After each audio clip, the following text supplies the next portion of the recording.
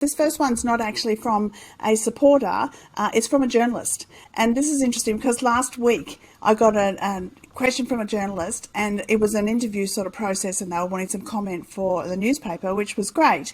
But one of the questions she asked was, how do people vote for ACL? Who are your candidates?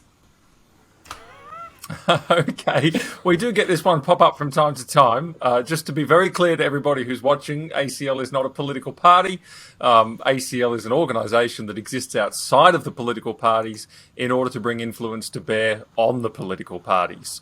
And that kind of sits really well, actually, with the Christian faith, because one of the things I often say is that Christianity is not politics, but Christianity has something to say to politics. And that really is the niche that we sit in, and that's actually our organisational structure as well. What we are doing over the next 6 weeks, it's a heck of a campaign, 6 weeks, longer than usual, is that we are going to be releasing information which will help people to know where individual candidates for all of the parties stand on the issues that matter to us and therefore matter to the Christian community at large. Particularly things like religious freedom. That was a big deal in February of this year. Particularly things like Christian schooling. That was also a big deal in February of this year, and we nearly lost some legal protections for Christian schools.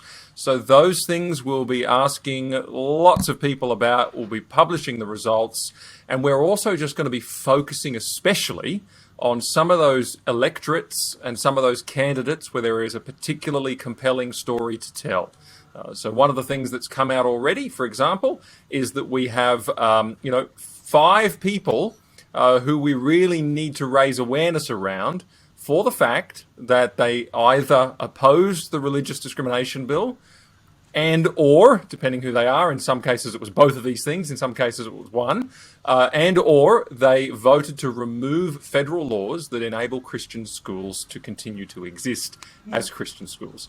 So that would be people like Rebecca Sharkey down in Mayo in South Australia, Bridget Archer in Bass in Tasmania, Dave Sharma in Wentworth in Sydney, Trent Zimmerman in North Sydney, and Fiona Martin in Reed, which is in New South Wales. So there's a story to tell there. We feel like people need to know about that and know what these people's record is on those issues.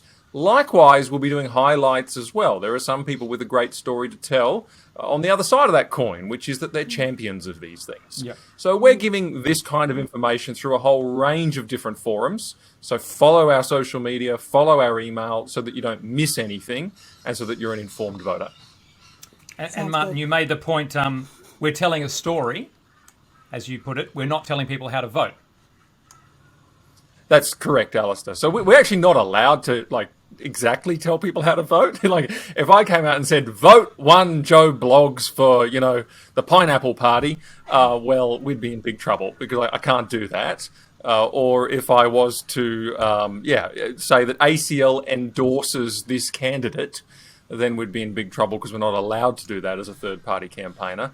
But that's fine with us because what we actually want to do is release the information about the candidates that makes people aware of what they stand for. We're allowed to do that. We're allowed to say this candidate voted this way. This candidate believes these things. We're allowed to do all those things, and that's where we're going to focus. Please, nobody register the Pineapple Party just to skewer Martin. I wouldn't be surprised if it existed, to be honest.